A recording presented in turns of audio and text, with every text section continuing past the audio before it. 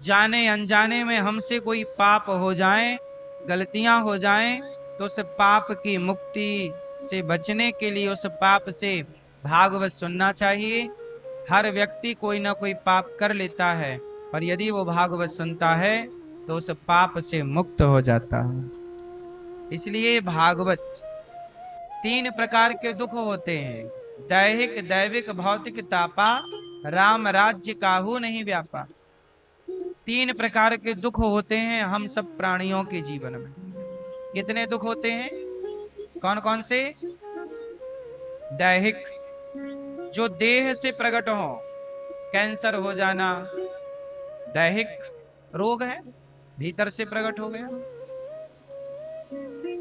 Kidney liver fail हो जाना, और ये बुखार है, और क्या क्या टीबी है, और क्या क्या रोग होते हैं, ये दैहिक रोग है, दैहिक। एक होता है दैविक, देवताओं की परेशानी। देवताओं, अभी अभी इतना पानी वर्षा के गांव बह गए, अब ये दैविक रोग है कि नहीं? बोलो हाँ। कौन सा रोग है? देवताओं से ऐसा दुख मिला कि गांव बह गए, जिसका घर बहा होगा सोचिए वो तो बेघर हो गया। तो ये देवताओं से मिला कष्ट है। तो दैहिक शरीर से कष्ट, दैविक देवताओं से कष्ट, और भौतिक तापा। भौतिक मतलब बिच्छी ने डस लिया, सांप ने डस लिया, कुत्ते ने काट लिया। भौतिक प्राणियों से जो पीड़ा मिलती है वह भौतिक कष्ट है, भौतिक ताप है। ये तीनों ताप, देह के ताप, देवताओं के द्वारा ताप, अधिक सर्दी, अधिक गर्मी, अधिक बारिश, और भौतिक प्राणियों से, ये सारा दुख दूर हो सकता है। जो भगवान की शरण में रहेगा वो संसार के हर दुख से बचा रहेगा। दुखी कौन है? जो भगवान से दूर है। जो धर्म को समझता है वो दुखी नहीं है। अच्छा बताइए दुख क्या है? मैया, हो गया मोबाइल का काम? सुनो, दुख क्या है? आप बताओ दुख किसे कहते हैं? आपको दुख है? क्या दुख है?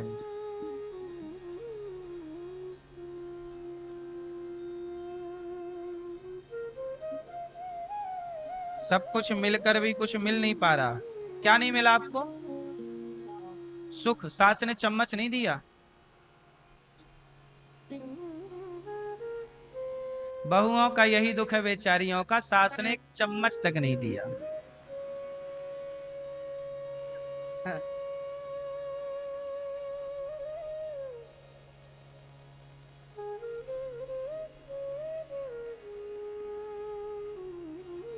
तो फिर ऐसा करो कि चम्मच लो और पति वापस करो।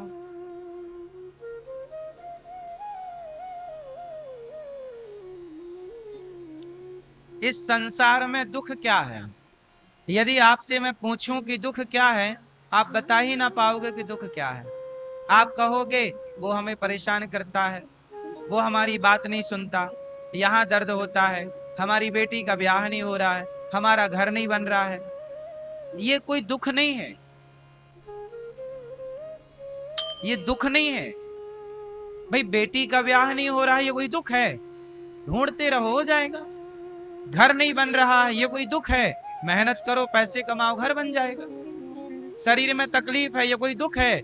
इलाज कराओ, योग करो, अच्छा खान पान करो, शारीरिक तकलीफ दूर हो जाएगी। ये कोई दुख है?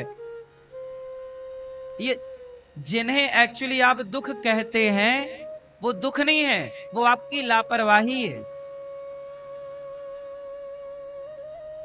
वो आपकी अकर्मण्यता है, और आप उन्हें दुख का नाम देते हैं। सच्चाई, अब आप ये न बता पाओगे कि दुख किसे कहते हैं। चलो आप बताओ दुख किसे कहते हैं? आप बताओ, आप बताओ दुख किसे कहते हैं?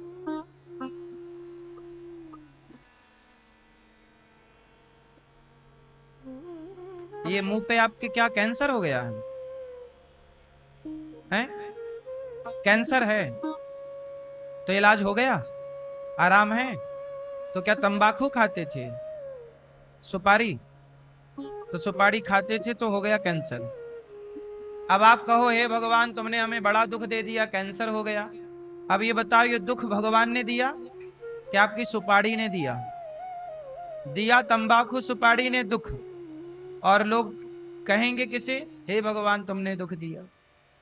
ये भी दुख नहीं है, ये आपकी लापरवाही है। हाँ या ना?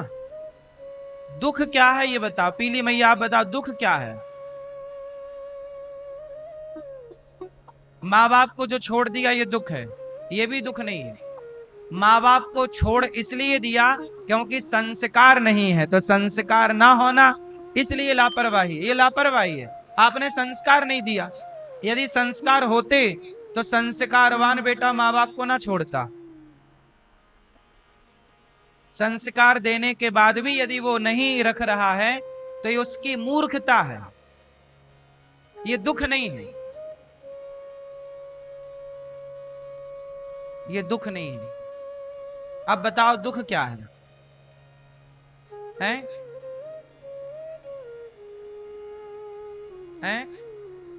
दूसरे के सुख को देख करके दुख होना वो दुख नहीं है, वो ईर्ष्या है। एक्चुअली आप लोग ना चीजों को एक तराजू में तौल रहे हैं, सब कुछ दुख है नहीं, सबके अलग अलग शब्द हैं, मीनिंग है, परिभाषाएं। आप जल रहे हैं किसी को देख के, वो आपकी ईर्ष्या है, और आप उस ईर्ष्या से आप दुखी हों तो वो दुख नहीं है, वो आपकी ईर्ष्या है। अब आप उस ईर्ष्या को यदि आप दुख कहते हैं तो आप कह सकते हैं, बट है नहीं वो दुख। अब बताओ दुख क्या? आप बताओ दुख किसे कहते हैं? दुख क्या है? लोग चिल्लाते हैं हम बड़े दुखी हैं, दुखी कहां दुख है? आप बताओ। हैं? संतुष्ट ना होना ये दुख है। भाई संतुष्ट नहीं है तो वो परेशान है, संतुष्ट हो जाओ। दुख क्या है? वो असंतुष्टि है। दुख क्या है? हैं? माँ बाप से दूर हो जाना, माँ बाप चले जाएं, ये दुख है। साया उड़ जाना वही तो है, चले जाएंगे तब ना साया जाएगा। तो भाई वो तो उम्र पूरी होगी तो जाएंगे, ये काय बात का दुख है? तो मृत्यु लोक है, आए हो तो जाओगे, आया है तो जाएगा। राजा रंग फकीर, एक सिंहासन चढ़ चला, एक बंधा जंजीर। दुख क्या है? अब बताओ दुख क्या है? हैं? चलो अब हम बता देते। देखो आप लोगों के पास कोई दुख नहीं है, केवल दुख के बहाने हैं। कोई दुख नहीं है। आपकी लापरवाही को आप लोग दुख मानते, आपकी गलतियों को आप दुख मानते हैं। इसे ठीक कर सकते हैं आप लोग, इसमें ईश्वर का कोई लेना देना नहीं। अब दुख क्या है वो मैं आपको सुनाऊं। भगवान को भूल जाना ही सबसे बड़ा दुख है। भगवान का विस्मरण हो गया, हमने आज भगवान को याद नहीं किया, आज हमने भगवान की पूजा नहीं की, आज हमने भगवान को स्मरण नहीं किया, आरती नहीं की, आज हमें भगवान की याद नहीं आई। यही हमारा सबसे बड़ा दुख है कि आज प्रभु याद नहीं आए। हे प्रभु क्या गलती हो गई कि आज आप हमें याद नहीं आए? ये दुख है। सबसे बड़ा दुख क्या है सृष्टि का? ईश्वर को भूल जाना ही दुख है। परमात्मा का स्मरण न होना ही, आज आपने ईश्वर को याद नहीं किया, आज आप दुखी, यही दुख है। लेकिन आप लोग इसे दुख नहीं मानते। अच्छा आप बताओ सुख क्या है? आप बताओ भैया सुख किसे कहते हैं? क्या सुख है? क्या सुख है? हाँ, भगवान को भूल गए ये दुख है, और भगवान याद आ गए स्मरण है ये सुख है। बाकी कोई सुख दुख नहीं है संसार में, बाकी तो सब हालात हैं, बाकी तो सब परिस्थितियां हैं।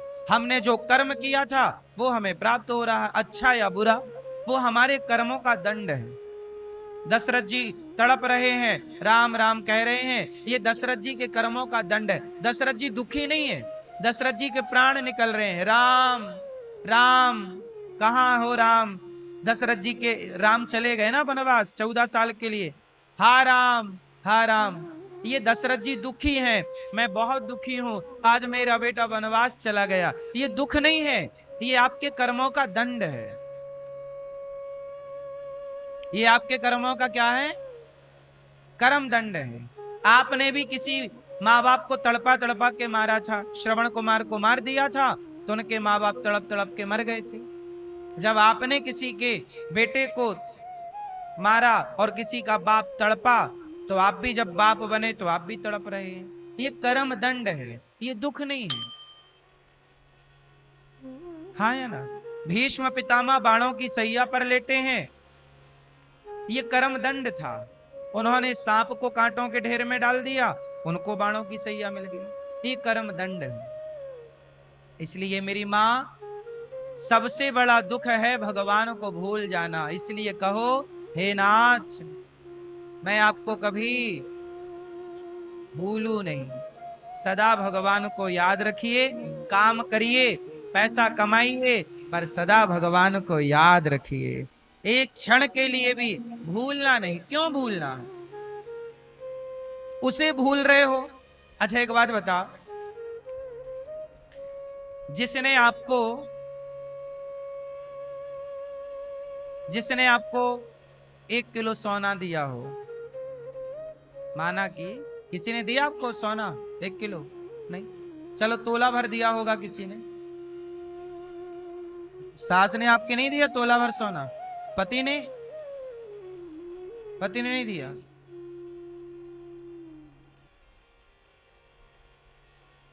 तो सास ने क्या दिया आपको? आर्टिफिशियल दिया। पति भी आर्टिफिशियल है कि ओरिजिनल है? पति तो ओरिजिनल दिया है, आपकी सास ने तो दिया है, तो सास का धन्यवाद भी दिया करो। सुनो, किसी ने आपको 1 तोला सोना दिया ना, आप उसे याद रखते हो? याद रखते हो कि नहीं? किसी ने आपको 5 तोला सोना दिया हो, किसी ने आपको घर दे दिया हो, याद रखते हो कि भाई इन्होंने दिया है। और आप भूल जाओ तो आप मतलब गलत व्यक्ति हो। किसी के एहसान को नहीं भूलना चाहिए। क्यों? हमें कोई 1 गिलास पानी पिलाए तो भी हमें उसका एहसान नहीं भूलना चाहिए, धर्म तो यही कहता है। अब सोचिए कि हम लोग वो हैं कि किसी के 1 गिलास पानी को नहीं भुलाते, तो जिस परमात्मा ने हमें देखने को आंखें दी, चलने को पांव दिए, हम उसे कैसे भूल सकते हैं? हर समय उसे याद रखो, क्योंकि उसी ने आपको ये सुंदर सा जीवन दिया है। वो ना होते, वो ना देते, वो अंधा कर देते तो आप कर क्या लेते? वो लंगड़ा कर देते तो आप क्या कर लेते? इसलिए भगवान को हर पल याद रखिए कि प्रभु आपका दिया ये जीवन है।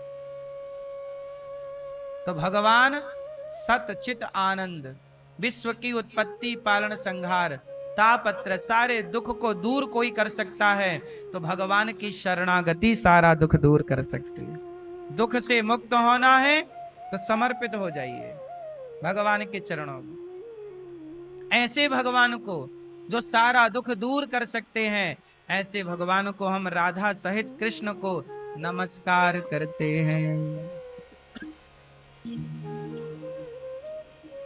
तो दुख क्या है? भगवान को भूल जाना। और सुख क्या है? यही है। बाकी सब सुख दुख की परिभाषाएं फिर आदमी अपने हिसाब से जो करता है वो अलग है।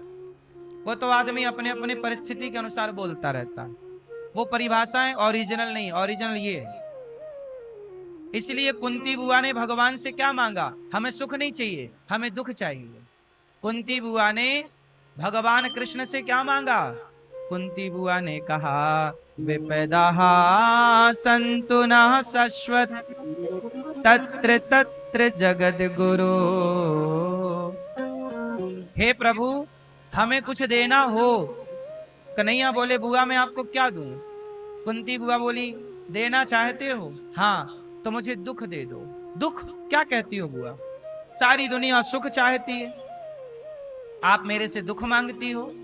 कुंती बुआ बोली, प्रभु जब दुख था तो हर दुख में आप करीब थे, आपका स्मरण था, आप याद थे। अब सुख आ गया तो डर लग रहा है कहीं आपको भूल ना जाऊं। और मुझे तो यही लगता है केशव कि आपको याद रखना ही सुख है, मुझे और कोई सुख चाहिए नहीं। बस तू याद रहे, तू ना चला जा। बस एक कुंती बुआ ने यह परिभाषा बनाई है कि कृष्ण को याद रखना ही सुख है और कृष्ण को भूल जाना ही सीधी सी बात। बाकी रही संसार की, तो ये तो संसार आता जाता रहता है। धन दौलत हानि लाभ तो रोज होता है। आज आपको फायदा हुआ, कल नुकसान हुआ, फिर फायदा हो गया। आज आपने 10,000 कमाए, कल 5,000 कमाए, परसों आप 50,000 कमा सकते हैं। ये तो रोज का उतार चढ़ाव है, समुद्र की लहरें हैं, आई गई आई। क्यों? ये संसार का सुख दुख इससे ना होगा। लेकिन आप लोग क्या है, संसार में बह जाते हैं और वो प्रभावित करने लगती हैं चीजें आपको। भगवान के पुत्र हुए हैं, वेद व्यास जी के पुत्र हुए सुखदेव जी। अच्छा, सुखदेव जी अपनी मां के पेट में 12 साल रहे। सुखदेव जी अपनी मां के पेट में कितने वर्ष रहे? 12 वर्ष। क्यों 12 साल तक बाहर नहीं आए? वेद व्यास जी बोले अपने बेटे से, बेटा बड़े हो गए हो, बाहर निकलो। तो अंदर से आवाज आती, सुखदेव जी ना, मैं बाहर नहीं आता। क्यों? अच्छा, सुखदेव जी मां के पेट में 12 साल तक रहे। अच्छा, सुखदेव जी मां के पेट में गए कैसे? इसकी भी एक कथा है। एक बार शंकर जी माता पार्वती को लेकर अमरनाथ गए और वहां अमरनाथ के जंगल में डमरू बजाई, डम डम डम डम डम डमरू बजाई, सारे पशु पक्षी भाग गए, जंगल हो गया खाली। अब शंकर जी बैठे आसन लगाकर, पार्वती जी बैठी सामने। पार्वती जी बोली कि प्रभु हमें कथा सुनाओ। तो शंकर जी बोले कि हम कथा तो सुनाएंगे, पर हम जो कथा सुनाएंगे ना वो बहुत थोड़ा गहरी है, सब सुन ना लें। सबको भगा दिया डमरू बजा के, चलो चलो चलो चलो चलो। कथा सुनने के अधिकारी सब लोग थोड़ी हैं। शंकर जी चाहते तो सबको बिठा के कथा सुनाते, पर नहीं। कहीं मेरे द्वारा दिया गया ज्ञान, कहीं उस ज्ञान का कोई मिसयूज ना कर ले। आपको पता है पाकिस्तान के हाथ परमाणु शक्ति लग गई, रोज धमकी देता, पटक दूंगा पटक दूंगा, जैसे उसने पटाखे बना रखे हो कि पटक दूंगा दीपावली में। गलत व्यक्ति के हाथ में कोई ताकत लग जाए तो वो उसका मिसयूज करता है, जैसे कि पाकिस्तान परमाणु का कर सकता है। बोलो हाँ कि ना? गलत व्यक्ति के हाथ शक्ति लग जाए तो वो मिसयूज होगी। उसी तरह हमारे ऋषि मुनियों ने ज्ञान को बचा के रखा। सबके लिए ज्ञान नहीं है, ज्ञान सबके लिए नहीं। अब जैसे आप लोग भारत के ऋषि मुनियों पे कुछ लोग आरोप लगाते हैं कि पहले तो सबको पढ़ने नहीं दिया गया।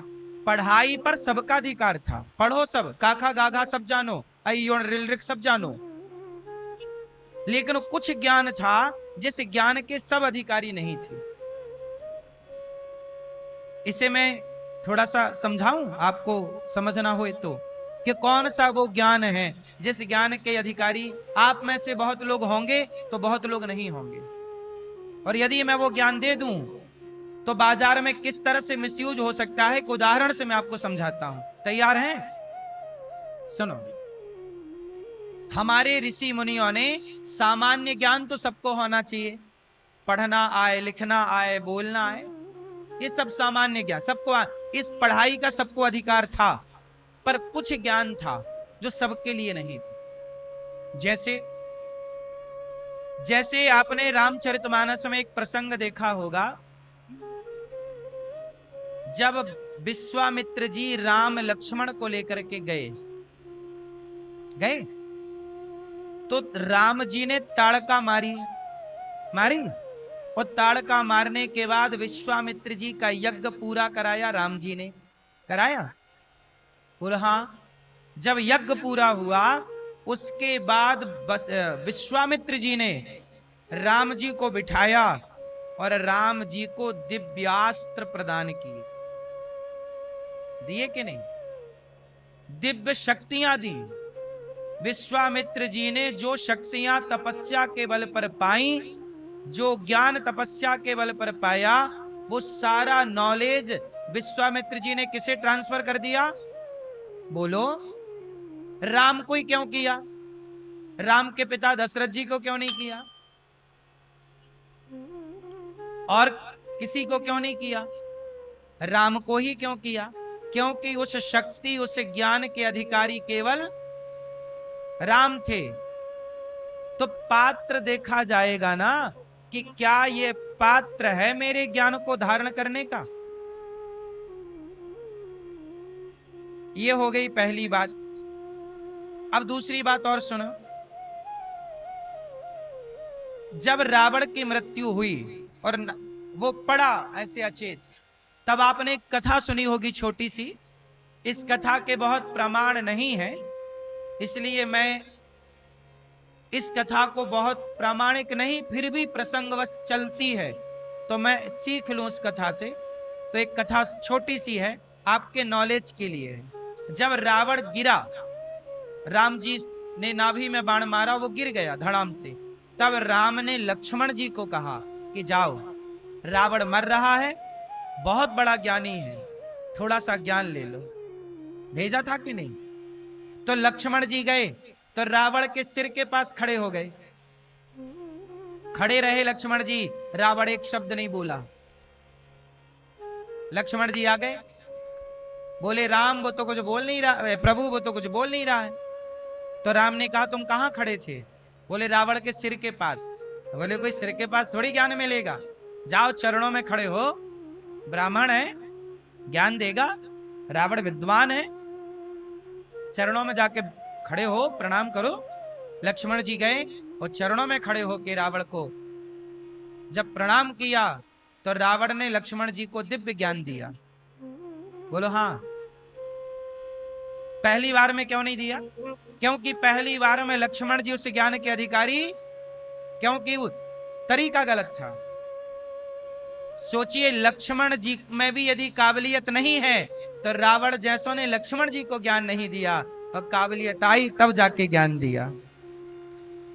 तो काबिलियत यदि आपके अंदर धारण करने की शक्ति नहीं है तो हम आपको जो ज्ञान देंगे उसका आप मिसयूज करोगे। अब जैसे कुछ ज्ञान है बाजार में इस तरह का जिसका लोग मिसयूज करते हैं, चलो उसका भी एक उदाहरण देता हूं, समझिएगा।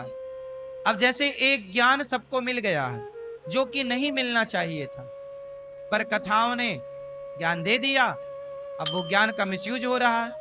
कौन सा ज्ञान का मिसयूज हो रहा है आजकल? ज्ञान है, सुनो, भगवान की मर्जी के बिना पत्ता नहीं हिलता। एक बार दोहराओ, भगवान की मर्जी के बिना पत्ता नहीं हिलता। ये ज्ञान तो सही है, पर ये ज्ञान गलत लोगों को मिल गया। अब चोर चोरी करता है और बोलता है मैं नहीं कर रहा, भगवान की मर्जी के बिना तो पत्ता नहीं हिल रहा। अब चोर को ज्ञान मिल गया तो कर रहा है चोरी स्वयं और दोषी बना रहा है। हाँ, बलात्कारी को ज्ञान मिल गया तो बलात्कारी बलात्कार करता है और बोलता मैंने तो कुछ किया ही नहीं, भगवान की मर्जी के बिना तो पत्ता नहीं हिलता। तो अब ये गलत लोगों को ज्ञान मिल गया। अब क्या हुआ? इस ज्ञान का हो गया मिसयूज, दुरुपयोग हो गया। इसलिए कहते हैं कि शास्त्र सबको वह ज्ञान नहीं देते जिस ज्ञान के आप अधिकारी नहीं। पहले अधिकारी बनो। इसलिए गुरु मंत्र गुप्त रूप से दिया जाता है, क्योंकि उसके अधिकारी सब नहीं। कुछ मंत्र ऐसे हैं आज भी जो गुप्त हैं, बताए नहीं जाते, बोले नहीं जाते। कुछ ज्ञान चला गया गलत लोग। अब बताइए, चोर मिसयूज कर रहा है कि नहीं? करेगा चोरी और क्या बोलेगा? भगवान की मर्जी के बिना, ले आरोप लगा दिया भगवान पे और कर लिया चोरी खुद। अब मुझे आप लोग जरा पूरी पंक्ति का अर्थ समझाओ। भगवान की मर्जी के बिना पत्ता नहीं हिलता। ये बात सही है कि गलत है? उत्तर दो जोर से। सही है। तो फिर चोर कैसे मिसयूज कर रहा है? भाई जब ये ज्ञान सही है तो चोर ठीक तो कह रहा है कि मैं चोरी कर रहा हूं तो ईश्वर की मर्जी से कर रहा हूं। है? कहां गलत है चोर? अब बताइए।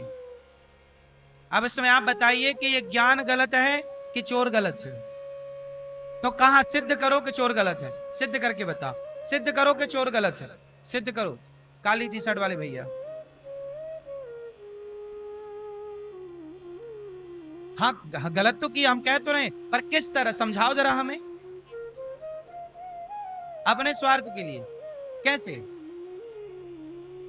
तो स्वार्थ भी तो ईश्वर ने बनाया है। कोई आप और हम तो बनाए नहीं स्वार्थ। हमने घर पे बैठ के स्वार्थ भगवान ने ना बनाया है।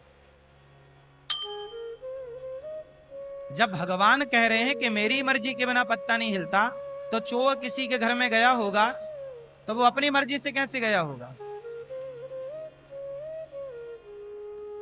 चलो अब हम बताएं इसका सही उत्तर क्या है।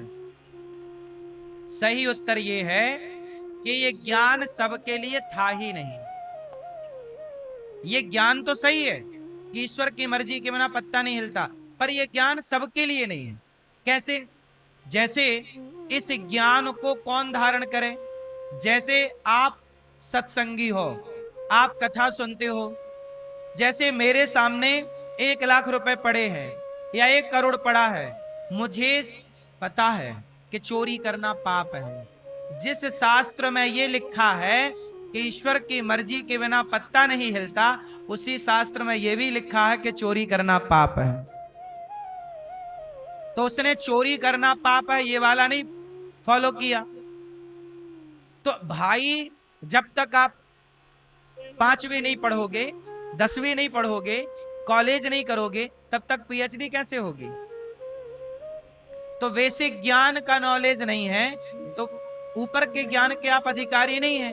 तो चोर इस ज्ञान का अधिकारी इसलिए नहीं था क्योंकि चोर ने पूरा पूरा पाठ तैयार नहीं किया। यदि वो पहले के भी पाठ लेसन पढ़ लेता कि भाई इस ज्ञान के पहले ये ज्ञान पाना जरूरी है। वो ज्ञान क्या है? जैसे आप में से बहुत लोग यहाँ पर ऐसे होंगे कि आपके सामने 1 करोड़ पड़ा होगा, आप नहीं उठाएंगे क्योंकि आप जानते हैं कि चोरी करना गलत है। समाज में कुछ लोग ऐसे भी हैं साहब, हजारों करोड़ को लात मार देते हैं और अपना 20,000 रुपए कमा के खुश हैं क्योंकि ईमानदारी से जीना सीखा है।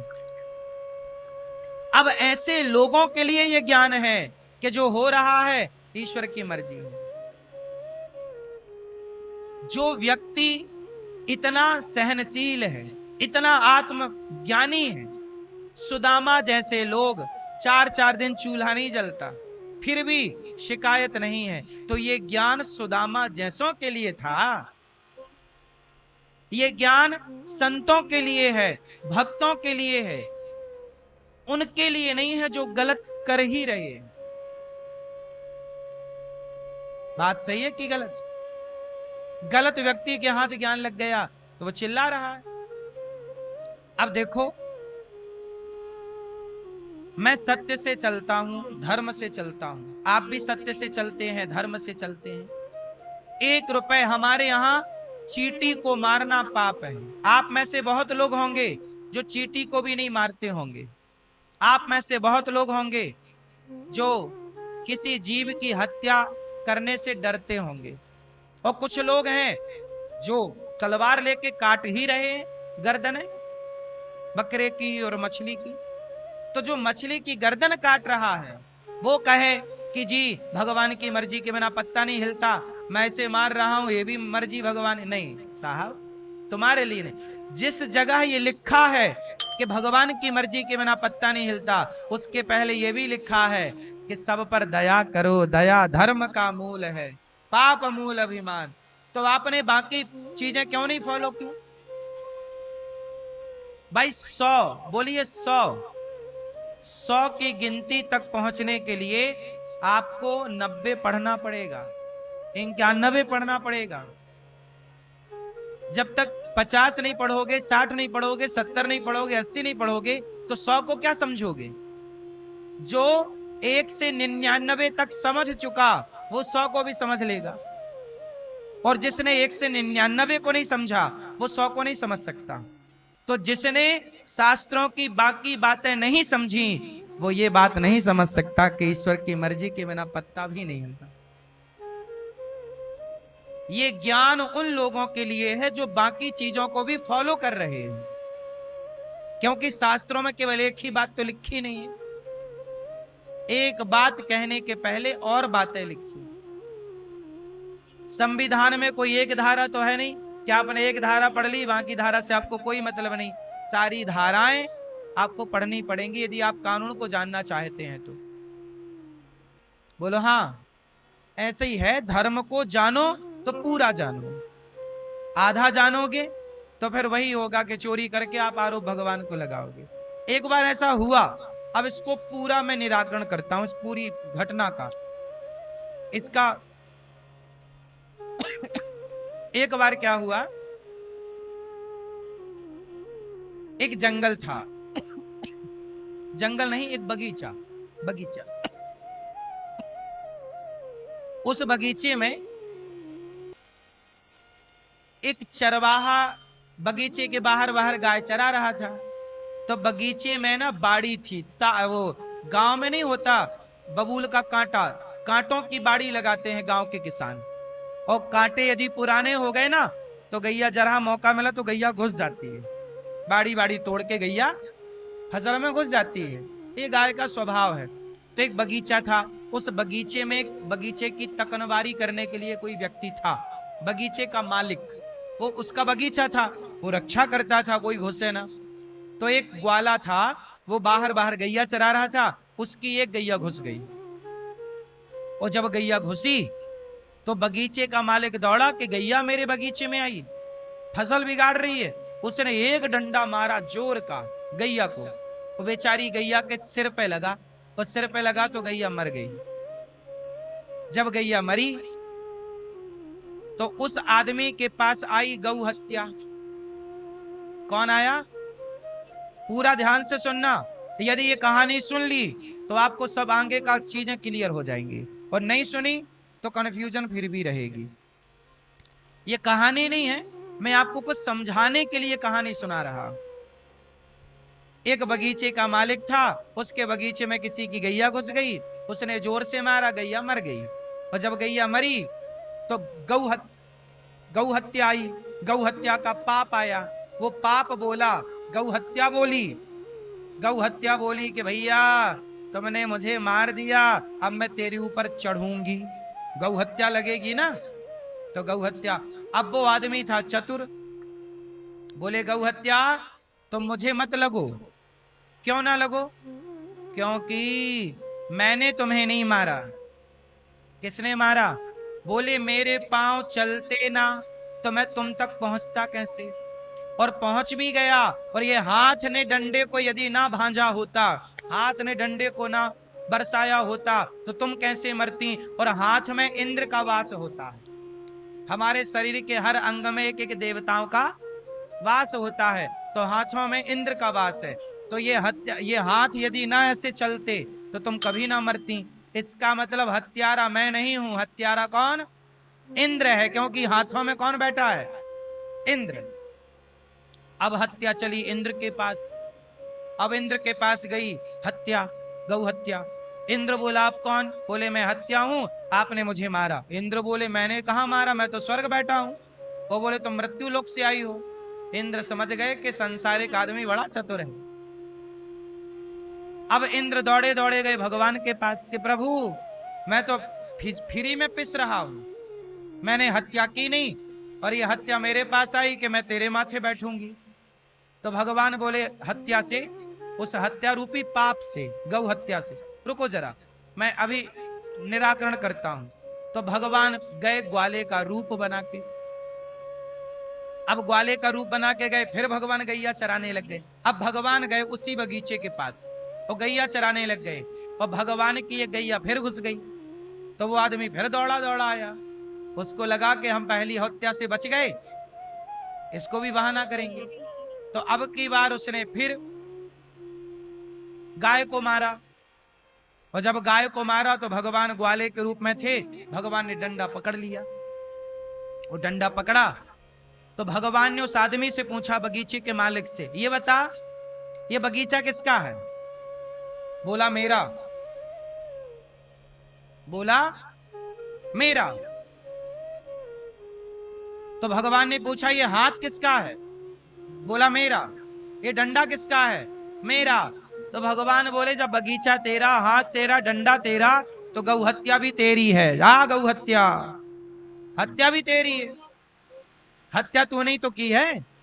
जब बगीचा को अपना कह रहा है, हाथ को अपना कह रहा है, और हत्या को कह रहा है इंद्र की है। जब सब तेरा तो हत्या भी तेरी। तो आज का आदमी ऐसा है कि अच्छा अच्छा कहता है मेरा और बुरा बुरा तेरा। तो भगवान बोले, जब अच्छा अच्छा तेरा था तो बुरा भी तो तेरा होगा। इसका मतलब ये है कि व्यक्ति जो करता है, मैं अच्छा करूं तो मुझे अच्छे का फल मिलेगा, बुरा करूं तो बुरे का फल मिलेगा। हम दोनों करने के लिए स्वतंत्र हैं।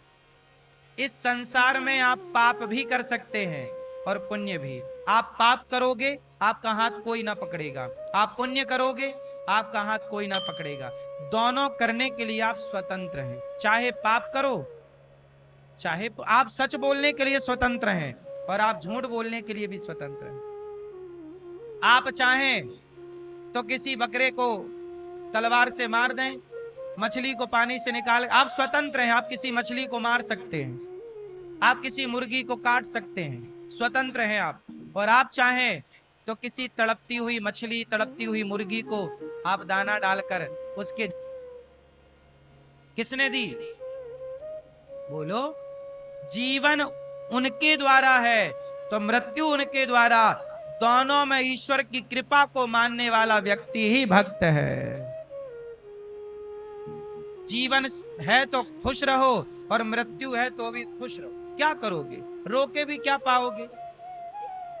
जो हर परिस्थिति में ईश्वर की कृपा का अनुभव करे वही ज्ञानी है, वही भक्त है। यही लक्षण है भक्त के।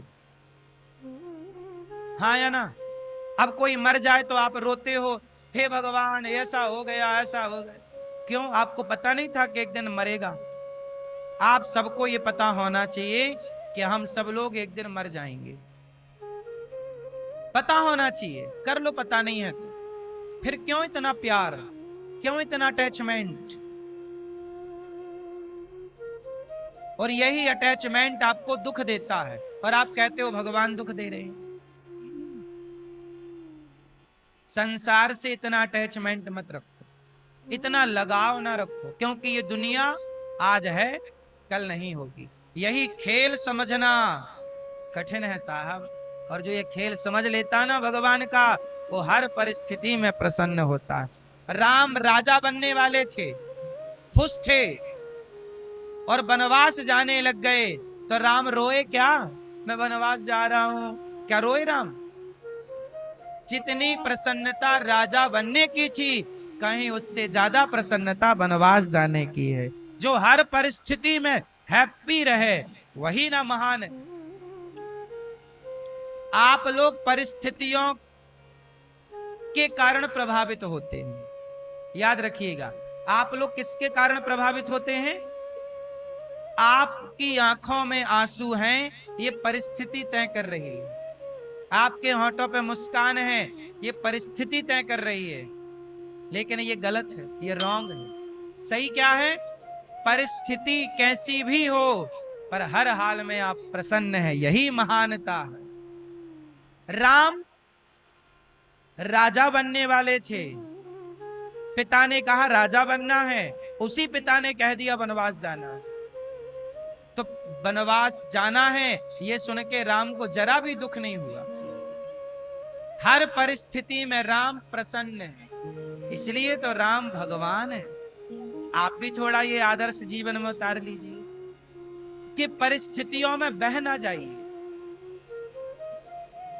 परिस्थितियों में बह ना जाइए। आप लोग बह जाते हैं।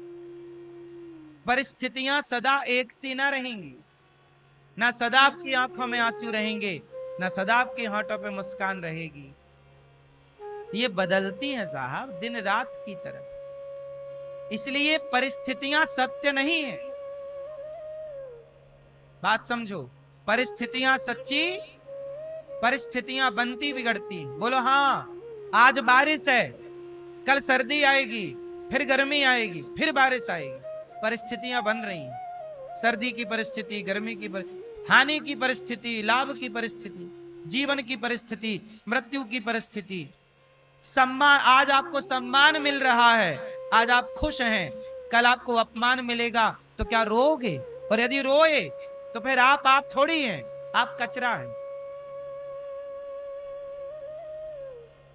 महान वो है जो सम्मान मिले या अपमान मिले, दोनों में वो ईश्वर की कृपा का अनुभव करे। हे नाथ, ये आपका प्रसाद है। तेरे फूलों से भी प्यार, तेरे कांटों, यही धर्म।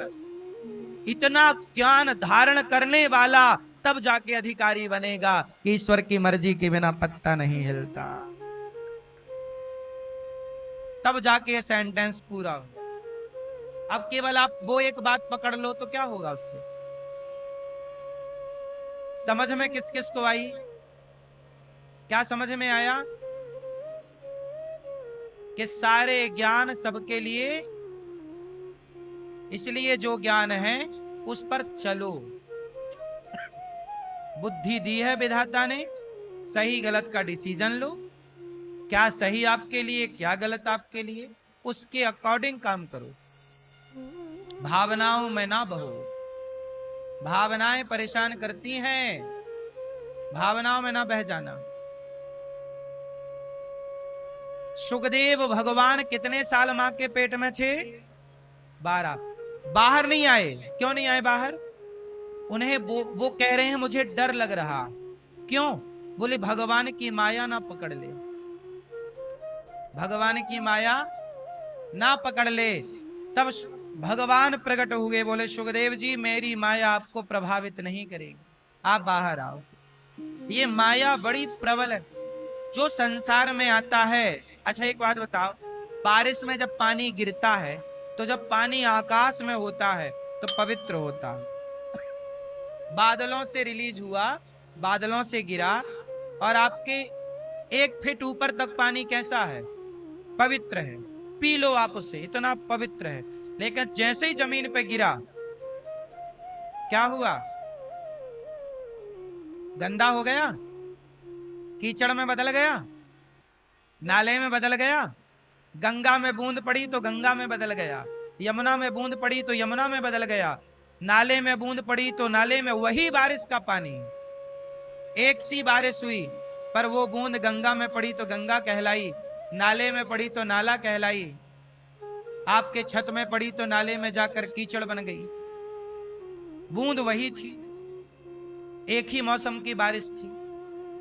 ऐसे ही जब तक आप ऊपर हैं तो पवित्र हैं, जैसे ही जमीन पे गिरे, मां के पेट में थे तो आप परम पवित्र थे, आप बच्चे थे परम पवित्र थे। छोटा बच्चा बिल्कुल भगवान के तुल्य होता है, उसके अंदर कोई द्वेष नहीं होता, कोई बुराई नहीं होती।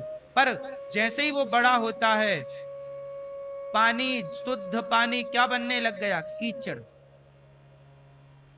ऐसे ही छोटा बच्चा पवित्र था, पर जैसे जैसे उम्र बढ़ती गई, लोभ लालच आता गया, काम क्रोध आता गया और आपके भीतर कीचड़ इतना समाया कि आप खुद कीचड़ हो गए। लोग नहीं कहते बहुत लीचड़ है? बोलो हाँ। अच्छा ये बताओ मेरी माँ, जब आप छोटी सी बच्ची थी तब आपके अंदर कोई दोस्त था? बोलो। छोटा सा लड़का तो ऐसे ही नंगे घूमता है, उसके अंदर कोई दोष है? बोलो। छोटा बच्चा तो उसे आप कपड़े मत पहनाओ, वो कभी नहीं कहेगा कि मुझे कपड़े पहनाओ। उसे कोई दोष नहीं उसमें, ना उसके अंदर छल है, ना कपट है, ना वो निंदा करता, ना वो चुगली करता। मतलब परमात्मा ने जब आपको भेजा था तो पवित्र ही भेजा था, जैसे बारिश की बूंद पवित्र ही थी। वो तो धरती पर गिरी तो गंदी हो गई, ऐसे आप भी ईश्वर ने जब भेजा तो पवित्र ही थे, पर आपको जैसी संगत मिलती गई, बूंद गंगा में गिरी तो गंगा बन गई, संगति अच्छी मिल गई तो मीरा रैदास रसखान बनते चले गए, संगति गलत मिलती गई तो रावण कुंभकर्ण कंस बनते चले गए, संगति बढ़िया मिली तो विवेकानंद बनते चले गए, संगत गलत मिलती गई तो शैतान बनते चले गए। बूंद वही थी, बूंद वही थी, धरती पर गिरी और गंगा में गिरी तो गंगा। सत्संग में आओगे तो कीमत बढ़ जाएगी, कुसंग में जाओगे तो कीमत बोलो घट जाएगी। बूंद वही है। भूमि परत भा ढावर पानी, जिम जीवही माया लपटानी। सच बताओ, आप छोटे से थे ना, बड़े पवित्र थे। जितनी पवित्रता विचारों की बचपन में थी, सच बताओ इतनी पवित्रता विचारों की आज है? बोलो। जब आप छोटे से थे ना, कपड़े भी नहीं पहनते थे ना, तब आप कहीं भी सोते थे, आपके अंदर कोई वासना ही नहीं थी, किसी को देखकर आपके मन में कोई प्रभाव नहीं था। आज आप किसी को देखते हैं तो देखने से भी आपके चित्त पर प्रभाव पड़ता है। बोलो हाँ। किसी लड़की को, किसी लड़के को आज आप देखो जवानी में तो आप प्रभावित होते हैं, देखने से भी होते हैं। आप किसी के गृह प्रवेश में जाओ और उसका बड़ा सा घर देखो तो आप उसका घर देख के प्रभावित होते हैं। ऐसा मेरा कब बनेगा यार, इसका बन गया, इसने कोई बेईमानी तो नहीं की, ऐसा तो नहीं कमाया। मतलब घर उसका, आपको सम्मान से बुलाया, लेकिन आपके चित्त में उसका प्रभाव पड़ा। बोलो हाँ। इसका मत, इसलिए कहता हूं, यदि संसार की, अरे माता कैकई ने मंथरा का झूठ सुना तो प्रभावित हो गई, और मंथरा से ऐसी प्रभावित हुई कि राम से बैर कर लिया। माता कैकई ने जिस राम को दूध पिलाया अपना, वो राम से बैर कर लिया माता कैकई ने। राम तुम वनवास जाओ, तुम नहीं गए तो मैं मर जाऊं, ये कह रही है कैकई मां। ये वही कैकई मां है जो बहुत लाड़ करती थी, पर कैकई पर किसका प्रभाव पड़ा? बोलो जोर से। मंथरा। कंस पर किसका प्रभाव पड़ा? शकुनी का। और अर्जुन पर किसका प्रभाव पड़ा? भगवान कृष्ण का। देखना यह होगा कि आपको प्रभावित कर कौन रहा है। यदि कृष्ण प्रभावित कर रहे हैं तो आपकी बल्ले बल्ले है, और यदि आपको मंथरा और शकुनी प्रभावित कर रहा है तो आपका पतन होना निश्चित है। आप किससे प्रभावित हैं? यदि गलत से प्रभावित हो गए तो आप गलत हो जाओगे, और सही से प्रभावित हो गए तो। इसलिए मायने रखता है कि आप देखते किसे हैं, मायने रखता है कि आप सुनते किसे हैं। इसलिए कहता हूं, आंखों से भगवान को देखो, कानों से भगवान की कथा सुनो, भगवान का वाणी से भगवान का नाम जपो, पूरा शरीर भगवान में लगा रहे। जरा भी यदि यहां वहां गया तो कैकई तो भगवान की माता। राम क्या कहते हैं कैकई को? बोलो। कैकई को राम क्या कहते हैं? माता। राम भी जितना सम्मान कौशल्या माँ को देते हैं, उतना ही सम्मान तो कैकई माँ को देते हैं। राम तो जगत के पालनहार की माँ है कैकई, लेकिन वो जगत के पालनहार राम की माँ की भी बुद्धि बिगड़ सकती है मंथरा जैसों की संगति से, तो आपकी बुद्धि नहीं बिगड़ सकती गलत संगति से। इसलिए अपने को बचाओ, अपने बच्चों को बचाओ। किससे बचाओ? संगति से, कुसंगति से, गलत संगति से। और अच्छी संगति हो तो दौड़ के जाओ। संगत से गुण आते हैं, संगत से गुण जाएं, लोहा जड़ा जहाज में पानी में उतरा। धुंधकारी नाम का एक पापी अपने बाप को मारता है, अपने पिता को मारता है और 5-5 वैश्याओं के संग रहता है। ये भागवत जी में कथा है। एक धुंधकारी नाम का व्यक्ति था। उनके पिता थे आत्मदेव, माता का नाम था धुंधली। आत्मदेव जी घर छोड़कर चले गए कि मेरा बेटा नहीं है। संत ने कहा कि बेटे के चक्कर में ना पड़ो। आत्मदेव जी माने नहीं, कहा मुझे बेटा चाहिए। तो बेटा जिद करके पाया। तो कैसे पा गए? धुंधकारी जैसा। इसलिए कई बार भगवान यदि आपको कुछ नहीं देते ना, तो वो आपके लिए अच्छा है। जिद मत करो, क्योंकि ईश्वर को पता है कि आपके लिए क्या सही है और क्या आपको पता नहीं है। भगवान को पता था कि आत्मदेव के लिए बेटा सही नहीं है, पर आत्मदेव जी ने जिद की। संत से कहा कि आप तो संत हो, मैंने इतनी भक्ति की है। अच्छा, भगवान भी बाद में भक्तों के आगे हार जाते हैं। भाई आपने इतनी भक्ति की है ना, तो आप जिद कर सकते हैं। और जिद की तो परमात्मा को झुकना पड़ता कि चल भैया इसने तो किया है, चलो दे देते हैं। पर आत्मदेव जी बहुत बड़े भक्त थे, बहुत बड़े संत थे, सारी धर्म का आचरण करते थे। अब उनकी कामना थी कि बेटा चाहिए, मेरा बुढ़ापा आ गया, कोई बेटा नहीं। तो संत जी मिल गए। संत जी ने समझाया कि आप बेटे के चक्कर में ना पड़ो। कथम रोदसी विप्रत्वम काते चिंतावलीयसी बदत्वम सत्वरम मह्यम स्वस्य दुखस्य कारणम। हमें बताइए कि आप रो क्यों रहे? तो ब्राह्मण बोले, आत्मदेव जी बोले, हे संत जी मुझे बेटा चाहिए। क्यों चाहिए बेटा? अरे बोले मेरा बेटा, मुझे चाहिए बेटा, सबके बेटा है, मेरा भी हो। तब वहां समझाया संत जी ने कि बेटे के चक्कर में ना पड़ो। राजा सगर के 60,000 बेटे थे, पर 60,000 बेटे सुख ना दे पाए। यदि सुख नहीं है तो तुम्हारे 100 बेटे होंगे तो भी सुख ना मिलेगा। धृतराष्ट्र के कितने बेटे थे? यदि पुत्र से सुख नहीं मिलना तो 100 भी हो जाएंगे तो सुख नहीं मिलेगा। और श्रवण कुमार जैसा भी हो जाए तो श्रवण के मां बाप को भी तड़प तड़प के मरना पड़ा। सुख नहीं मिलना तो 100 बेटे भी सुख नहीं दे सकते। और सुख मिलना है तो आपका एक भी बेटा ना हो तो पड़ोसी आपका बेटा बन के आपको सुख दे सकता है। बोलो हाँ। आपको रोना ही है तो रोते रहिए। आत्मदेव जी बोले कि मुझे तो बेटा चाहिए। संत ने कहा ठीक है, ये फल ले जाओ, पत्नी को खिला देना। अब धुंधली ने वो फल खाया नहीं, खिला दिया गैया को, तो गाय के बच्चा हो गया, नाम रखा गौकर्ण। और धुंधली ने अपनी बहन का बेटा पैसों में खरीद लिया, वही बेटा बना धुंधकारी। जो भाग्य में नहीं है ना, वो नहीं ही मिलता, आ जाए तो भी चला जाता है। अब किसी के 2 बेटे हैं। अब कोई मैया बोली कि मैया महाराज जी हमारा बेटा भगवान के घर चला गया, तुम्हारे भाग्य में नहीं था पर आ गया, तो इतने दिन के लिए था, वापस चला गया। ये ईश्वर का खेल है, इस गणित को समझो।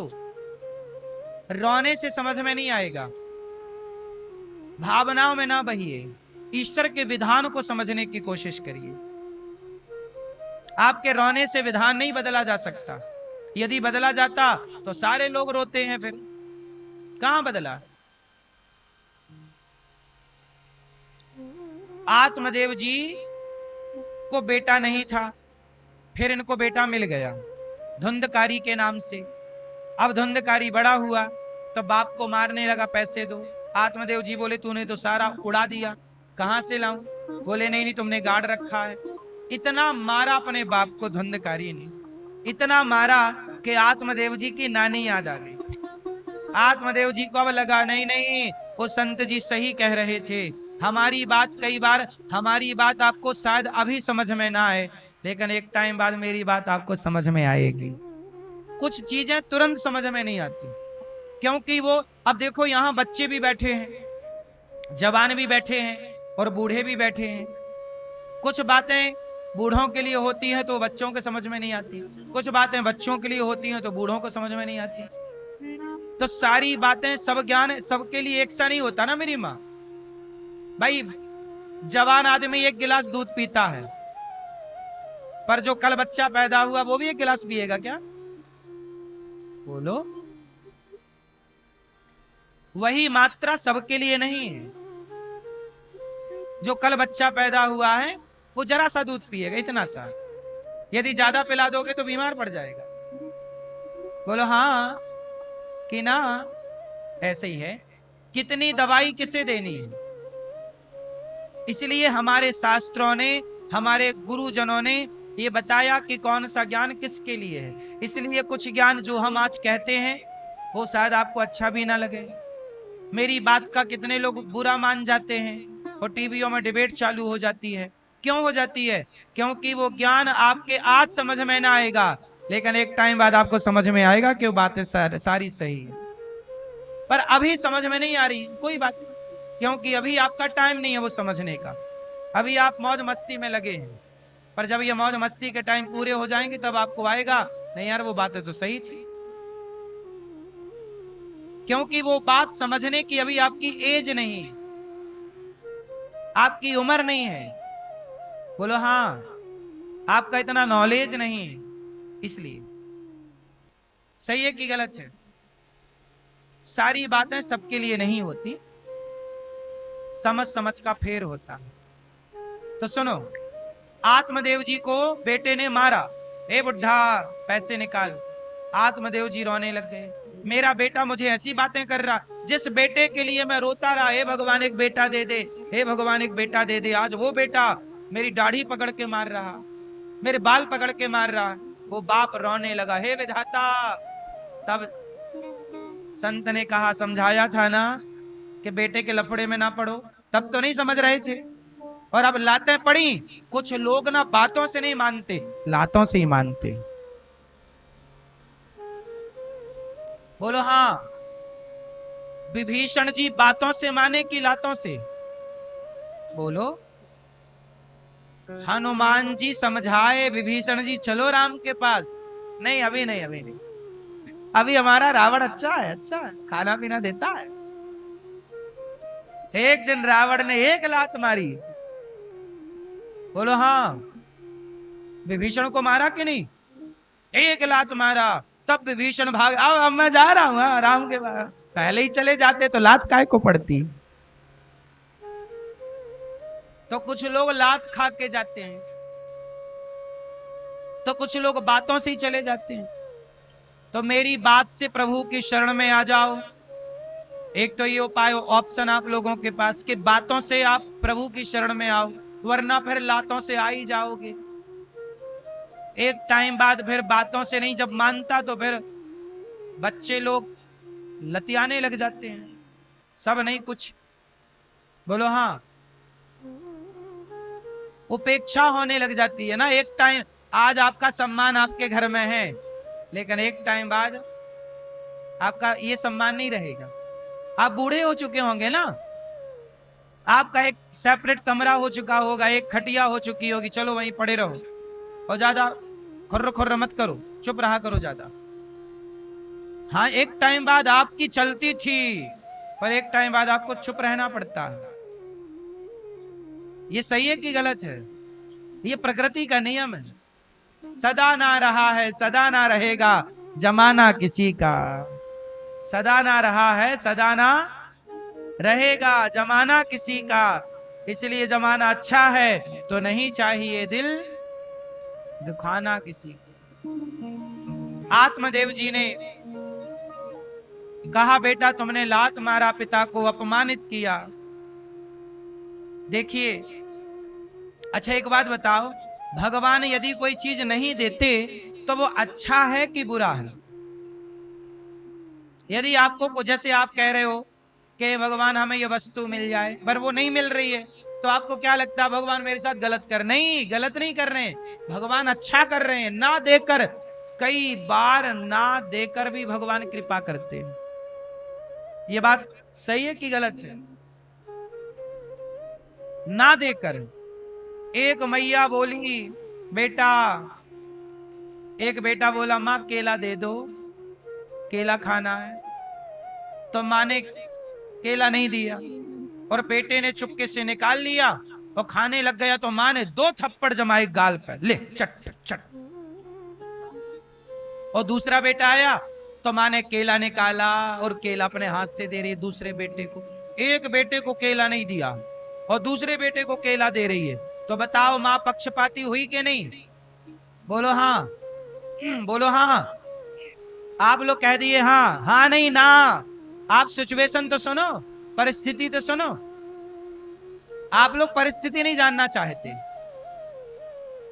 एक माँ केला खिला रही है एक बेटे को, क्यों? क्योंकि वो कमजोर है, डॉक्टर ने बोला है केला खिलाओ, इसे दूध पिलाओ। और दूसरा को सर्दी है, बीमार है, डॉक्टर ने मना किया केला खिलाओगे तो और बीमार पड़ जाएगा, तो उसे केला नहीं देना। तो माँ के देने में भी प्यार है और माँ के ना देने में भी। और आप लोगों ने क्या बोला? नहीं नहीं, माँ तो गलत कर रही है, पक्षपाती है। पहले सिचुएशन तो सुनो। ऐसे ही भगवान है, कई बार ईश्वर आपको देते हैं तो कई बार ईश्वर आपको, किसी को बेटा दे दिया, किसी को बेटा नहीं दिया। आप कहोगे उनको दे दिया, हमें क्यों नहीं दिया? भाई तुम्हें नहीं दिया, तुम्हारे लिए ईश्वर ठीक नहीं समझ रहे होंगे। जैसे माँ उस बच्चे के लिए केला देना सही नहीं समझती, पर दूसरे बच्चे को केला देना सही समझती है। बोलो हाँ, ऐसे ही है। परमात्मा हमें सुख दे रहे हैं तो ये ईश्वर की मर्जी है, और दुख दे रहे हैं तो ईश्वर की मर्जी है। दोनों में कृपा का अनुभव करना चाहिए। हर हाल तेरा, हर परिस्थिति तेरी। घड़ा बन गया, अब कुम्हार उसे कहां तपाएगा? आग में। तो बताओ कुम्हार घड़े के साथ अच्छा कर रहा है कि बुरा? अरे आग में ठूंस रहा है, भाई अच्छा है कि बुरा है? आपको कोई आग में ठूंस दे तो आप कहोगे अच्छा है। कुम्हार घड़े को कहां लगाता है? आग में। क्यों लगाता है? क्योंकि कुम्हार उस घड़े का भला चाहता है। ये जितना तपेगा उतना मजबूत बन के निकलेगा भट्टे से। ऐसे ही जीवन में दुख आ जाए तो समझ लेना परमात्मा तुम्हें उस आग में तपा करके कीमती बनाना चाहते हैं, तुम्हें निखारना चाहते हैं, तुम्हारी कीमत बढ़ाना चाहे। जीवन में दुख आए तो घबराओ मत, मजबूत बनो, ईश्वर की कृपा मानो। वो लोहार कृपा कर रहा है उस घड़े पे तपा के। कच्चा घड़ा तो काम का नहीं है ना, पक्का घड़ा काम। ऐसे ही आपको ईश्वर तपा रहे हैं, तपो, मेहनत, घबराओ मत, हर हाल में ईश्वर की कृपा। जब भगवान से संबंध हो जाएगा ना मेरी माँ, तो कोई कष्ट ना होगा, जीवन में कोई परेशानी ना होगी। आत्मदेव जी रोने लग गए, दुखी हो गए। तब गौकर्ण जी ने कहा, देहे स्थिमान से रुधिरे विमतिम त्यजत्वम, जाया सुता दिशु सदा ममता हम विमुंच,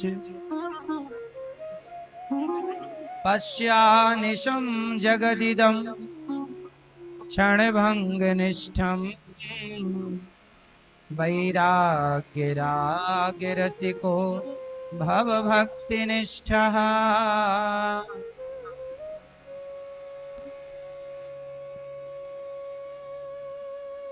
देहे स्थिमान सरुधरे भिमतिम त्यजत्वम। मैया, ओ मेरी माँ, ओ मोबाइल वाली मैया, ओ पंचायती मेरी माँ, वाह मेरी माँ, बैठ जाओ मेरी माँ।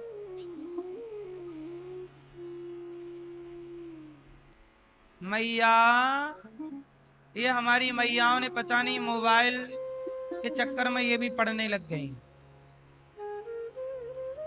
दिन भर मैया फोटो खींचती रहती है। देखो वो खड़ी, उनको पता ही नहीं कैमरा आगे वाला चालू करूं कि पीछे वाला, कहां से हो रहा उनको मिल ही नहीं रहा है, उसी में परेशान है। बैठ जाओ मेरी माँ।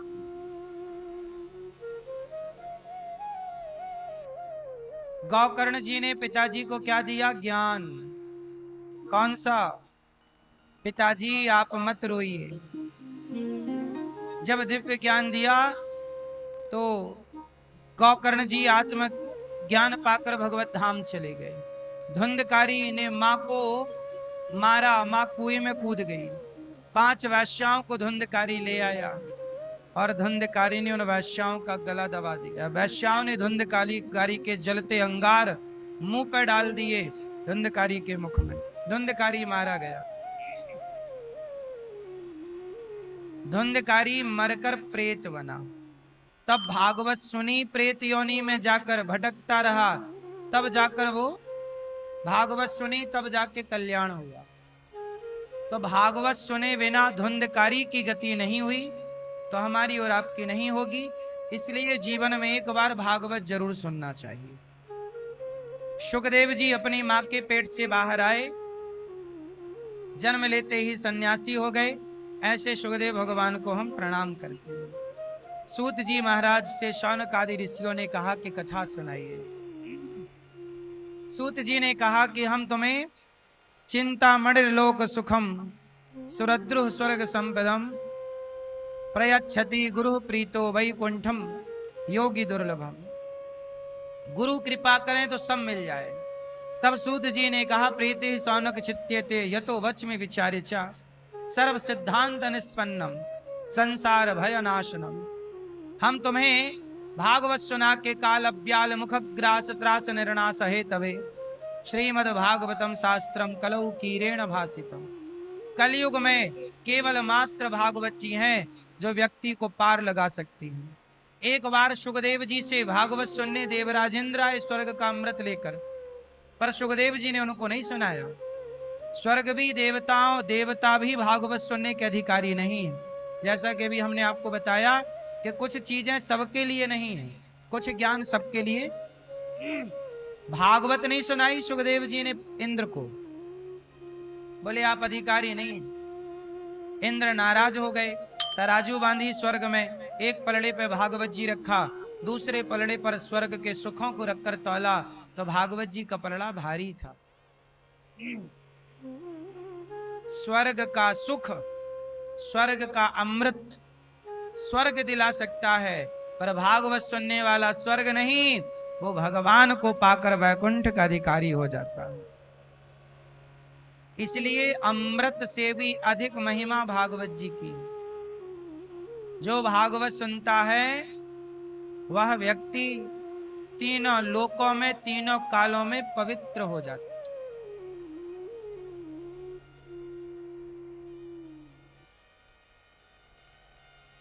एक बार नारद जी भ्रमण करते करते वृंदावन आए, सारे तीर्थों में गए, पर कहां कहां नारद जी, सनकादियों ने कहा कि नारद जी आप उदास क्यों हो?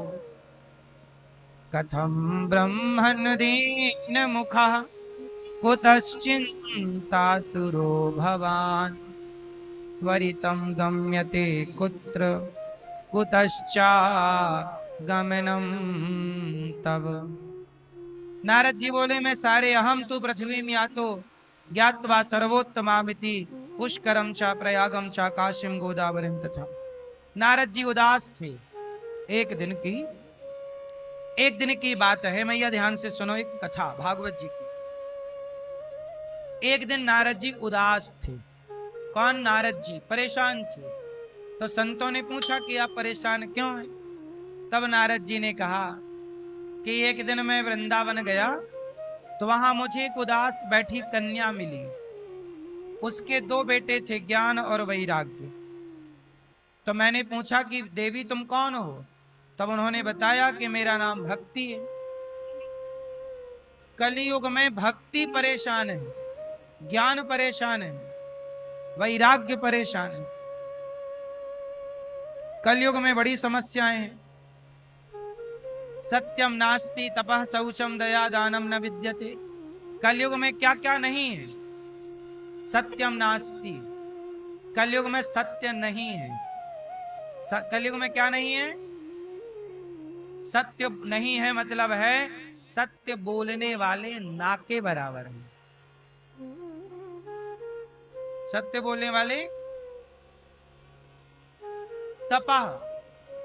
तप नहीं है, कलयुग नहीं है मतलब ना के बराबर। शौचम नहीं है मतलब ना के बराबर। शौचम मतलब पवित्रता।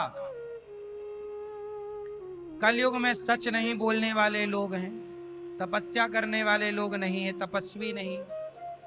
तीसरा, शौचम, कलयुग में क्या नहीं है? पवित्रता। आप लोग जैसे पहले नहाते हो कि खाते हो? पहले क्या करते हो? कुछ लोग बिना नहाए पहले खाते हैं चाय, चाय के संग बिस्किट।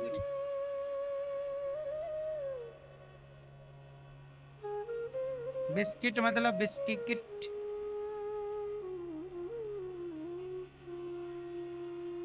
हाँ या ना? बिस्किट मतलब बिस्की किट। 3 जहर होते हैं बिस्किट में। कितने जहर होते हैं?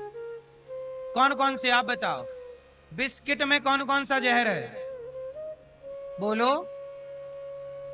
मैदा, बोलो हाँ। चीनी, पाम ऑयल, तीनों क्या है? अमृत है। तो आप बताओ। जहर है तो आप बताओ। क्यों भाई? बिस्किट में क्या है? अमृत है। स्वास्थ्य के लिए कुछ फायदेमंद चीजें हैं उसमें, इसलिए हम इसे बिस्किट कहते हैं।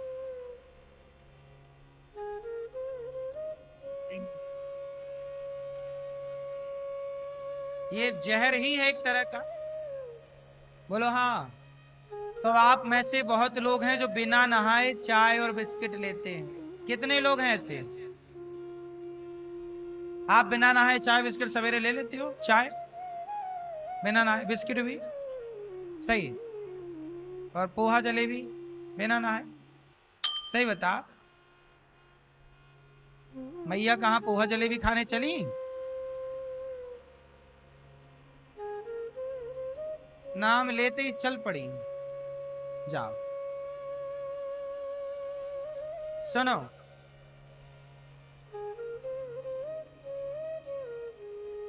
सबसे पहला नियम है कि सबसे पहले आप उठो। आप लोग बिस्तर से कैसे उठते हो? क्या उठने का प्रोसेस है आपका, जरा मुझे समझाओ। क्या करते हो सबसे पहले?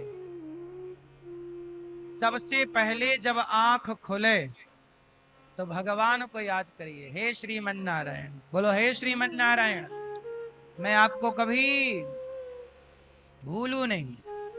और जाग के दोनों हाथों को ऐसे मंथन करो, और गर्म हो जाने पर ये हथेलियां अपने नेत्रों में ऐसे लगाओ। गरम गरम हथेलियां नेत्रों में सवेरे से लगने से, आंखों की सिकाई हो जाने से आंखें स्वस्थ रहती हैं।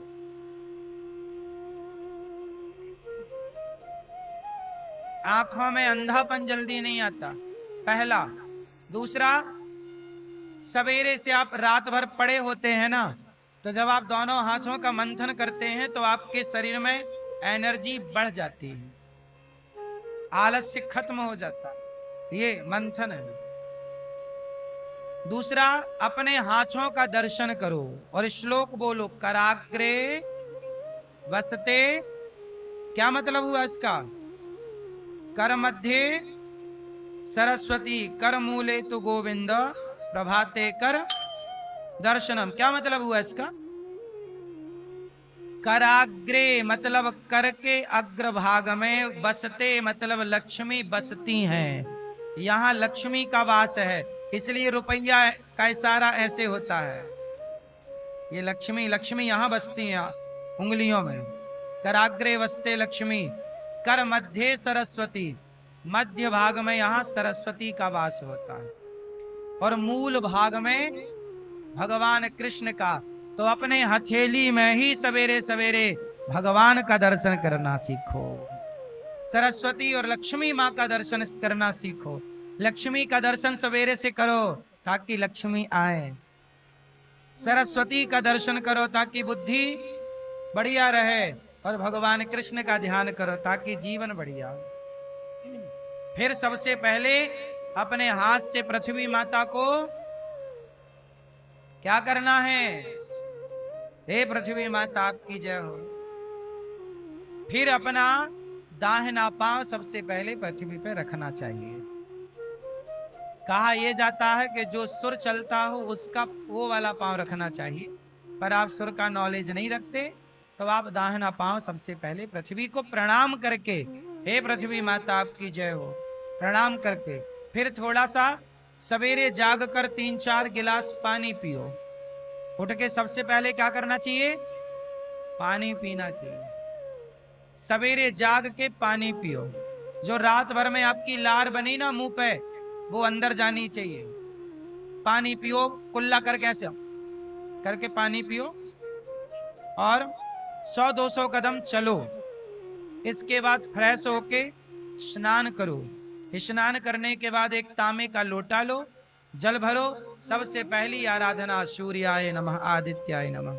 सूर्य भगवान को एक लोटा, सूर्य भगवान को एक लोटा जल चढ़ाओ। सूर्याय नमः आदित्याय नमः भौमाय नमः खगाय नमः मित्राय नमः भास्कराय नमः। सूर्य भगवान की कितनी परिक्रमा लगाओ?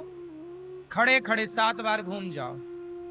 ये सूर्य भगवान की 7 परिक्रमा। और जल चढ़ाते समय कोई बड़ा बर्तन रख लो, ताकि वो जल का पानी पांव छींटे पांव में ना आए। वो पानी फिर कहीं क्यारी में विसर्जित कर दो, ठीक है। फिर इसके बाद क्या करो?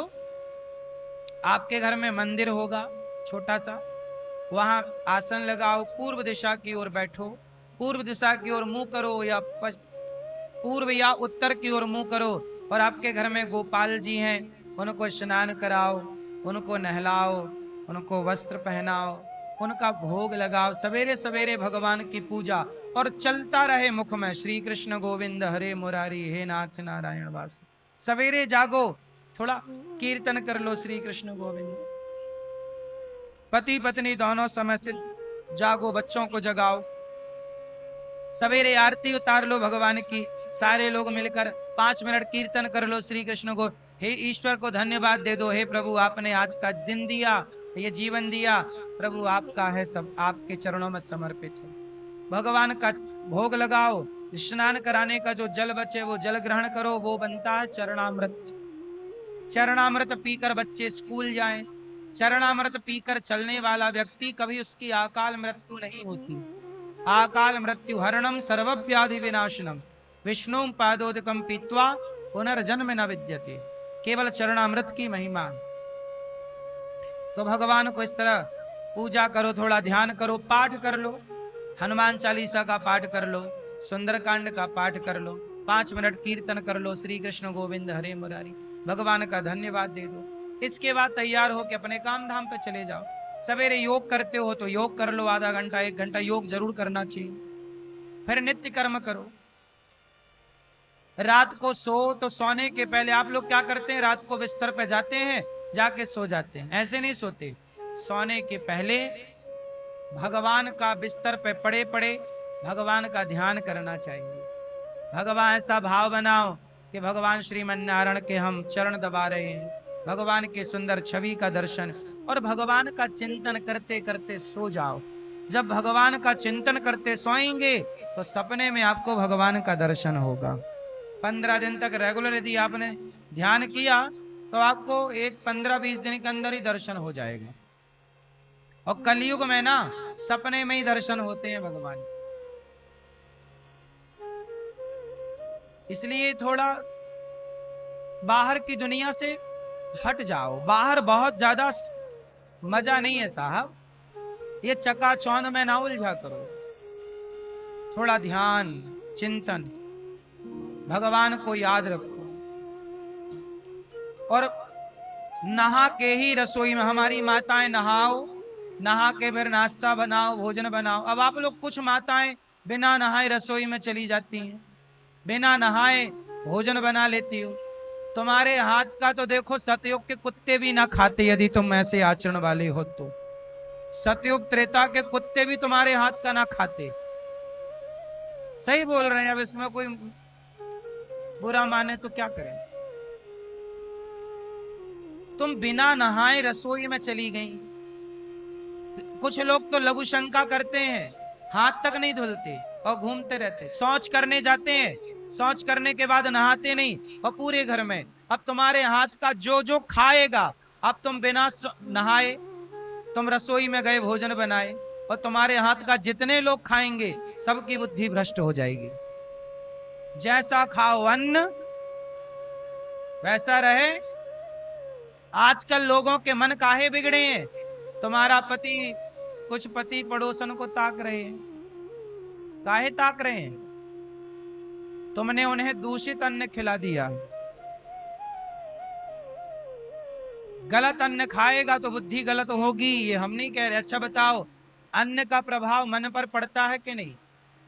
जैसा अन्न वैसा, ये पुरानी कहावतें हैं, मैंने नहीं बनाई।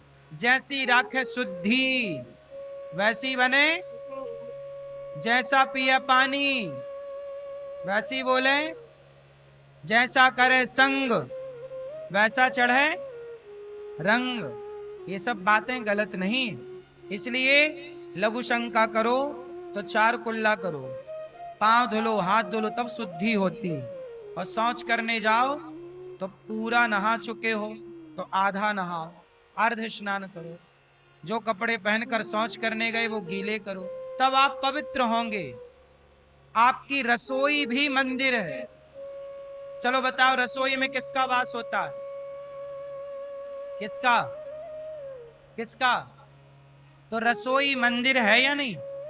रसोई में अन्नपूर्णा का वास है और रसोई में भरत जी का वास है। राम भैया के भैया कौन? विश्व भरण पोषण कर जोई, ताकर नाम भरत अस होई। जो भरत जी का स्मरण करते हैं उनका कोठार कभी खाली नहीं रहता, भंडार भरा रहता। भरत जी, अन्नपूर्णा मैया और भरत जी। भरत जी की पत्नी ही अन्नपूर्णा है, माता मांडवी। इसलिए आपकी रसोई मंदिर है, वहां चप्पल पहन के ना जाओ, स्नान करके जाओ, पवित्रता से घुसो, अच्छे भाव से भोजन बनाओ। पवित्र भोजन बना के थाली में दाल चावल सब्जी रोटी निकाल के तुलसी का पत्ता डाल के पहले भगवान का भोग लगाओ। भोग कैसे लगाना चाहिए? आप लोग कैसे भोग लगाते हैं? कैसे भोग लगाते हैं? कैसे? तुलसी का पत्ता किस में डालते हैं? भोजन में। कितने भोजन में? आप लोग ना इतना सारा भोजन बनाते हो और भोग तो केवल इतने से भोजन का लगाते हो, जबकि भोजन कैसे, भोग कैसे लगाना चाहिए? भगवान की थाली बड़ी हो, भगवान के बर्तन बड़े बड़े हो, जितनी दाल बनी सारी दाल डाल दो, जितनी सब्जी बनी सारी सब्जी डालो, जितना रोटी बनी सारी रोटी रखो, सारी साग रखो, सलाद रखो, खीर रखो, सारा हलवा, और सब कुछ भगवान को तुलसी पत्ता डाल के। भगवान ज्यादा खाते हैं, बोलो हाँ। तो ज्यादा भोग लगाओ, ज्यादा खिलाओ, पूरा भोग लगा दो, और पूरा भोग लग गया तो क्या बचा? प्रसाद। वो प्रसाद खाओ बिंदास, ये प्रभु का प्रसाद। अब आप लोग इतना बनाते हो और इतना इतना, 2 रोटी, इतना चावल, इतनी सी दाल, इतनी सी। तुम्हारे घर में इतना सा भोजन छोटा बच्चा भी नहीं करता, इससे ज्यादा ही खाता होगा।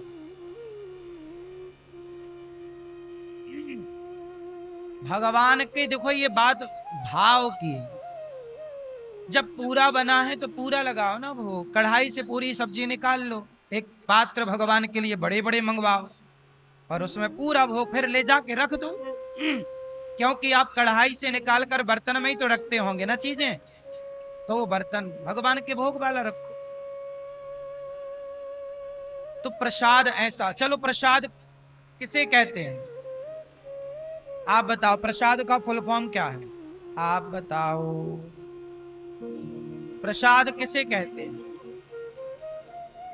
प्रसाद का फुल फॉर्म बताओ। नहीं, आप भैया नहीं, आप बताओ प्रसाद का फुल फॉर्म है?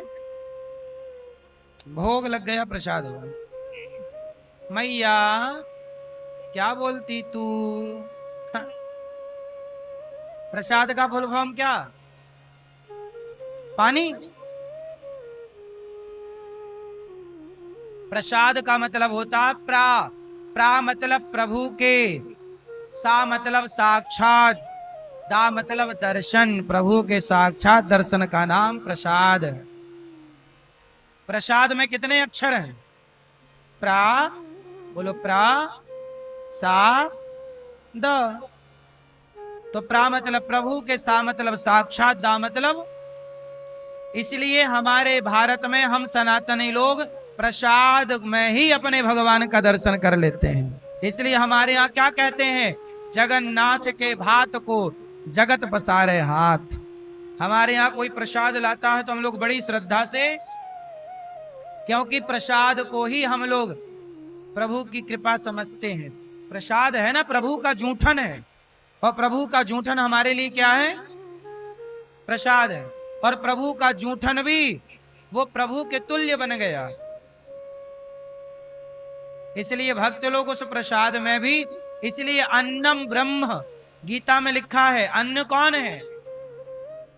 बोलो, अन्न भी ईश्वर है। क्यों भैया? चावल में ईश्वर का वास है या नहीं? यदि चावल भोजन तुम ना करो तो मर जाओगे। अन्न में प्राण होते हैं। बोलो हाँ।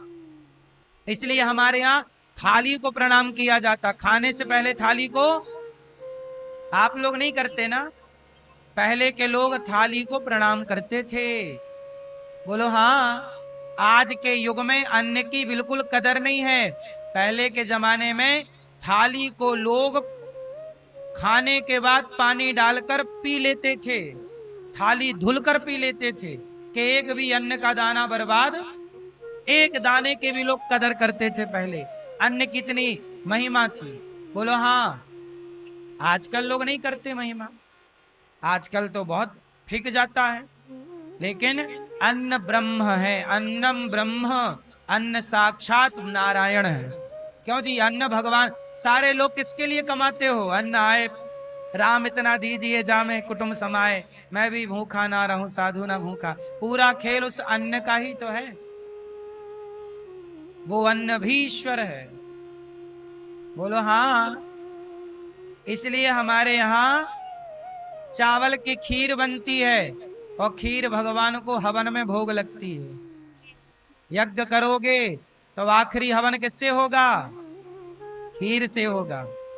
खीर अन्न की है, अन्न ईश्वर ग्रहण करते हैं। सुदामा जी ने क्या दिया भगवान को? चावल। चावल क्या है? अन्न है। अन्नम ब्रह्म, अन्न ईश्वर का स्वरूप है। इसलिए अन्न में ईश्वर का वास। इसलिए जब आप अन्न दान करते हैं तो भगवान सबसे अधिक प्रसन्न होते हैं आपसे, कि आपने अन्न दान किया। इसलिए गौरी गोपाल आश्रम में जो हजारों संतों को भरपेट भोजन मिलता है, आप भी अन्नदान करके पुण्य के भागीदार जरूर बने। यहाँ हजारों संतों को पेट भर भोजन मिलता है। 300 वृद्ध माताएं रहती हैं, 309 सभी माताओं को भोजन मिलता है। आप भी माताओं को भोजन बंटवा सकते हैं। यहाँ रोज अखंड लंगर चलता है, 25 से 30 हजार लोग पर डे भोजन करते हैं। यहाँ पर देख लीजिएगा अपनी आंखों से, अखंड रसोई चलती है। आए हो सब देखिएगा, रसोई चलती है। 30 हजार लोग पर डे खाते हैं। अभी यहाँ हम बात कर रहे हैं आपसे, तो भी वहां भोजन चल रहा रसोई में, देख लीजिएगा। तो आप भी अन्नदान करके पुण्य के भागीदार जरूर बने। तो नास्ति सत्यम नास्ति तपः शौचम। तो आज से कितने लोग लघु शंका करने के बाद क्या करोगे? जोर से, 4 कुल्ला। शौच के बाद क्या करोगे? स्नान। तब क्या बनोगे? पवित्र, शुद्ध। और शुद्धता से भोग बनाओ, शुद्धता से भोग लगाओ। घर में थोड़ा शुद्धता का ख्याल रखो मेरी माँ। आज आप लोगों की शुद्धता बिगड़ जाने से आजकल बच्चों की बुद्धियां बिगड़ रही हैं। यदि शुद्धि ना बिगड़ी होती तो बुद्धि कभी ना बिगड़ती। बात सही है कि गलत है? बोलो हाँ कि ना। आज के लड़के 4-4 दिन नहाते नहीं है सर्दियों में। आप बताओ ये राक्षसपना है या नहीं है? नहीं, एक की बात नहीं चल रही है ना, अधिकांश लोग ऐसे हैं बच्चे, कुछ बच्चे ऐसे हैं जो नहीं नहाते। जो नहीं नहाते वो लोग समझें कि नहाना है बस।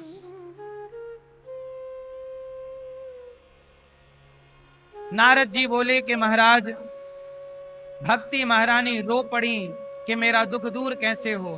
तब नारद जी ने कहा, सनकादियों ने कहा, भागवत सुनवाओ। तब हरिद्वार में आसन लगाई गई 3, भक्ति ज्ञान वैराग्य के लिए। सनकादियों की आसन लगी 4, सनक, सनंदन, सनातन, सनत कुमार। और कथा स्टार्ट हुई। हाँ, सदा सेव्या सदा सेव्या श्रीमद् भागवती कथा, यस्याः श्रवण मात्रेण हरिश्चित्तं समाश्रये। सदा सेव्या, भगवान की कथा सदा सुनो। भक्ति महारानी उस भागवत की महिमा को सुन के ताता थैया करके नृत्य करने लगी। महाराज मैं कहाँ बैठूं? कहा जाओ, भक्तों के हृदय में जाकर बैठ जाओ। भक्ति महारानी उनके हृदय में बैठती हैं जो भागवत सुनते हैं। ज्ञान वैराग, सोचिए भागवत सुनने से भक्ति ज्ञान वैराग्य का भी दुख दूर हो गया। भागवत सुनने से क्या नहीं हो सकता ये बताइए? कोई भागवत सुने तो क्या नहीं मिल सकता ये बताइए? सारा दुख दूर हो गया भक्ति महारानी का। इसके बाद हुआ ये कि नारद जी ने कहा, कोई पापी से पापी व्यक्ति भागवत से तरेगा? बोले हाँ, धुंधकारी जैसा महान पापी भी तर गया भागवत सुनने के बाद। धुंधकारी जब प्रेत बना तब गौकर्ण जी उनके भाई ने उनको भागवत सुनवाई, और जब भागवत सुनी तब धुंधकारी प्रेत योनि से मुक्त होकर के भगवान के घर चला गया। ये वही धुंधकारी जो अपने माँ बाप को सताता था, मारता था, और जब मारा पीटा और जब मरा तो प्रेत बना। जो व्यक्ति पाप करता है वो भोगता तो है, चाहे जीते जी भोगे चाहे मरने के बाद। प्रेत योनि में बड़ा कष्ट पाता है और भोगता रहता है। इसलिए कहता हूं, प्रेत योनि में कोई चला गया हो तो आप उसके लिए भागवत जी की पोथी पाठ श्राद्ध पक्ष में बिठाकर उनकी सदगति के लिए प्रयास जरूर कीजिए, है ना मेरी माँ मैया? धुंधकारी को प्रेत योनि से मुक्ति मिल गई। अब श्रोता वक्ता का निरूपण दूसरी बार गौकर्ण जी को भगवान ने हृदय से लगाया। श्रोता कैसे होने चाहिए? श्रोता 3 तरह के होते हैं। एक श्रोता जो आप लोगों की तरह सुन रहे हैं, एक सरौता जो कथा के बीच बीच में बात करने लग जाए, और तीसरे सोता, दे खर्राटे सो ही गए, है ना? तो सोता, श्रोता और सरौता। आप अच्छे श्रोता हैं। वक्ता कैसा होना चाहिए? विरक्तो वैष्णवो विप्रो वेद शास्त्र विशुद्धिकृत दृष्टांत कुशलो धीरो वक्ता कार्योति निष्प्रहा। वक्ता कैसा हो? विरक्त, वैष्णव भगवान का भक्त, विप्र ब्राह्मण, और कथा सुनाने में दृष्टांत देने में कुशल, ऐसा वक्ता हो। सनकादियों के मध्य भगवान प्रकट हुए, सब भगवत दर्शन करके सब भगवान के परम धाम चले गए। जन्म आदि यस्य जन्माद्यस्य, जिस परमात्मा के द्वारा सृष्टि उत्पन्न होती है, जो पालन करते हैं वो परमात्मा को 4 थे जो सब कुछ जानते हैं। स्वानई विराजते ईश्वराट, जो स्वयं प्रकाशित हैं, जिन पर ब्रह्मा मोहित हो जाते हैं। ऐसे भगवान जो त्रिसर्गो मृषा, तीनों गुणों से परे हैं, ऐसे भगवान को सत्य स्वरूप मानकर हम उनका ध्यान करते हैं, हृदय में धारण करते हैं। प्रिय भक्तों, अब भागवत जी में कुछ सवाल हैं, उन प्रश्नों से भागवत जी की शुरुआत हुई। सवाल नंबर 1, मनुष्य का धर्म क्या है? मनुष्य का धर्म, मैया आप बताइए भैया, मनुष्य का धर्म क्या है? कर्म करते रहना। तो कर्म करते रहना ये धर्म है मनुष्य का। तो कौन सा कर्म करते रहना? कर्म दो तरह के होते हैं, एक अच्छे कर्म, एक बुरे कर्म। तो यदि आप ये कह दोगे कर्म करते रहना ही धर्म है, तो फिर शराबी बोलेगा मैं तो शराब पी रहा हूं, कर्म कर रहा हूं। क्यों भैया? बकरा काटने वाला कसाई बोलेगा मैं तो कर्म कर रहा हूं, अपना काम कर रहा हूं।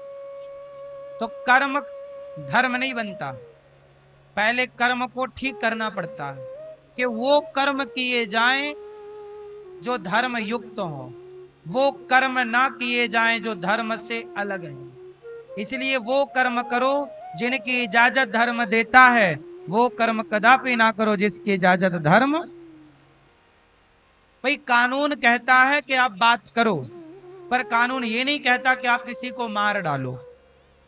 तो बात करना भी कर्म है, और कोई किसी को मार रहा है तो वो भी कर्म कर रहा है, लेकिन एक कर्म करना से पाप हो जाएगा।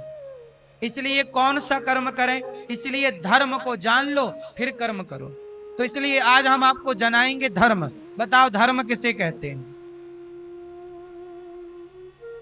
आप बताओ। है? हाँ, सेवा परमो धर्म, सेवा ही धर्म है। आप बताओ धर्म और किसे कहते हैं? आप बताओ। एक तो इन्होंने बता दिया सेवा परम धर्म, आप बताओ धर्म किसे कहते हैं? आप धर्म नहीं जानती? नहीं जानते? आप स्त्री होके, पत्नी होके धर्म नहीं जानते? आप बता पीले भैया, धर्म किसे कहते हैं? बैठे बैठे खड़े नहीं होने का। आप बताइए धर्म किसे कहते हैं? हाँ सही कहा आपने, सही है। आप बताइए चश्मा वाले भैया, धर्म किसे कहते हैं? धर्म नहीं, नहीं बताओगे फिर आप अपने बच्चों को क्या धर्म पढ़ाओगे? आप बताओ। भूखे को भोजन कराना धर्म है, सही है। सुनो, अब सुनो धर्म क्या है। धर्म, स्त्री का धर्म है पति की सेवा करना, पुत्र का धर्म है माता पिता की सेवा करना, गुरु का धर्म है सही शिक्षा देना, शिष्य का धर्म है गुरु के बताए वचनों पर चलना, विद्यार्थी का धर्म है मन लगा के पढ़ना, शिक्षक का धर्म है मन लगा के पढ़ाना, अपना स्वार्थ त्याग के बच्चे को पढ़ाओ। राजा का धर्म है प्रजा की सेवा करना, प्रजा का धर्म है राजा के बनाए कानून पर चलना। सबके परिभाषाएं अलग अलग हैं, सबका धर्म अलग अलग है, लेकिन तीन परिभाषाएं ऐसी हैं जो सब काल में सबके लिए एक सी। पहली परिभाषा धर्म क्या है? तो धर्म है धर्म न दूसर सत्य समाना, सत्य बोलना ही धर्म है, पहला। दूसरा, पर हित सरिस धर्म नहीं भाई, परोपकाराय सताम विभूतया, लोगों का हित करना, भूखे को भोजन कराना, प्यासे को पानी पिलाना, लोगों की हेल्प करना, यही सबसे बड़ा धर्म है। परोपकार, परहित, लोगों का हित, ये धर्म है। तीसरा, दया धर्म का मूल है, पाप मूल अभिमान, तुलसी दया न छोड़िए जब तक घट में प्राण। सबसे बड़ा धर्म क्या है? दया। दया करिए, हृदय में सबके लिए दया हो। जिसके अंदर दया है वही सबकी सेवा कर सकता है, जिसके अंदर दया है वही सबके बारे में सोच सकता है, जिसके अंदर दया नहीं है वो सबके बारे में। इसलिए हम सनातनी अपने बारे में नहीं, सबके बारे में सोचकर हम लोग नारा क्या लगाते हैं, विश्व का कल्याण हो। हम किसका कल्याण चाहते हैं? क्योंकि हमारे भीतर क्या है? दया। दया धर्म का मूल है, पाप मूल अभिमान। तुलसी दया ना छोड़िए, जब तक घट में प्राण। धर्म सबके, आपके पास धर्म है कि नहीं? बोलो हाँ। धर्म जरूरी है। स्त्री का धर्म क्या है? अच्छा ये बताओ, पिता और पति कितने हो गए? पिता और पति कितने हो गए? पत्नी और मां कितने हो गए? ध्यान से सुनना, मैं जो कहने जा रहा हूं। स्त्रियों के लिए अलग सवाल है, पुरुषों के लिए अलग। अपना अपना सवाल सुनो। स्त्रियां सवाल सुनेंगी। आप पिता और पति, आप दोनों में अंतर करती हो या नहीं? बोलो। नहीं करती। तो जो व्यवहार पति के साथ है, क्या वो व्यवहार पिता के साथ हो सकता है? बोलो। जो व्यवहार पत्नी अपने पति के साथ करती है, क्या वही व्यवहार पिता के साथ करेगी वो लड़की? किसने रोका है? किसने रोका? यही है धर्म। धर्म ही रोकता है कि पति के साथ क्या व्यवहार करें, पिता के साथ क्या करें, पुत्र के साथ क्या व्यवहार करें, भाई के साथ क्या व्यवहार करें। धर्म नहीं होता तो आप जानवर होते, और जानवरों में जानवर जिस माँ से पैदा होते हैं, जवान हो के उसी माँ के साथ संबंध बना लेते हैं, क्योंकि वो जानवर हैं, उनके अंदर धर्म नहीं है। हमारे अंदर क्या है? इसलिए इंसान हो तो धर्म रखना साहब। आप जो व्यवहार अपनी माँ के साथ करते हो, क्या वही व्यवहार पत्नी के साथ करते हो, या पत्नी के साथ जो करते हो वही माँ के साथ? बोलो। दोनों व्यवहार एक हैं कि अलग अलग हैं? अलग अलग है। क्या एक हो सकते हैं? कभी नहीं। एक हो जाएंगे तो आप राक्षस हो जाएंगे, राक्षस से भी नीचे गिर जाएंगे। बोलो हाँ। ये व्यवहार कुत्ता बिल्लियों का, आप इंसान हैं। धर्म क्या कहता है? माँ को कैसे देखना है। जिस दृष्टि से माँ को देखते हो, उस दृष्टि से पत्नी को नहीं देखते, और जिस दृष्टि से पत्नी को देखते हो, उस दृष्टि से दोनों को देखने की दृष्टि अलग अलग है। बोलो हाँ। किसने बनाई ये दृष्टि? धर्म। यही धर्म है। धर्म ही कहता है किसे कैसे देखना है। यदि धर्म नहीं होता, आज जिनके देखने का नजरिया बिगड़ गया है, उनके भीतर धर्म की कमी है, इसलिए नजरिया खराब है। यदि धर्म होता तो नजरिया, रावण ने सीता मैया को देखा, देखा तो लक्ष्मण जी ने भी था, लेकिन लक्ष्मण ने कभी पांव के ऊपर नहीं देखा, चरण के ऊपर दृष्टि नहीं डाली, और रावण ने सीता को देखा तो चुरा के ले आया। बोलो हाँ। ऐसे ही है। रावण के अंदर धर्म नहीं था, जबकि लक्ष्मण जी के अंदर, राम के अंदर धर्म। इसलिए आप लोग उस दिन मर जाते हैं जिस दिन आपका धर्म चला जाता। इसलिए कहता हूं, स्वास्थ्य गया तो, कहते ना पैसा गया तो कुछ नहीं गया, पैसा गया तो कुछ नहीं गया, स्वास्थ्य गया तो थोड़ा गया, पर यदि चरित्र चला गया तो सब कुछ चला गया। बोलो हाँ। पैसा गया तो कुछ नहीं गया, आ जाएगा। स्वास्थ्य गया तो थोड़ा गया, चलो स्वस्थ हो जाओगे, पर चरित्र चला गया तो। इसलिए सब कुछ जाए तो जाए, पर चरित्र ना जाए, धर्म ना जाए। राम और रावण में यही तो अंतर है। राम के पास धर्म है और रावण के पास धर्म। इसलिए धर्म है सेवा करना। इसलिए कहता हूं, गौरी गोपाल आश्रम में सेवा चलती है, हजारों संत भोजन करते हैं। इन सेवाओं से आप जुड़ेंगे तो आपकी रोटी भी संत खाएंगे और आपको भी दुआएं और आशीर्वाद मिलेगा। तो ये देखो, हजारों संत, गौरी गोपाल आश्रम में हजारों संत जो भोजन करते हैं, इन संतों को पेट भर भोजन आप भी देना चाहें, आप भी रोटी का दान करना चाहें तो आप भी रोटी का दान कर सकते हैं कि आज की रोटी संतों को हम बंटवाएंगे, आज का भोजन संतों को हम बंटवाएंगे। जो आपके पास हो, ये हजारों संत रोज भोजन करते हैं, आप भी आज का दाल चावल सब्जी रोटी खीर पूड़ी सब्जी जो भी है आप भोजन जरूर बंटवाइए।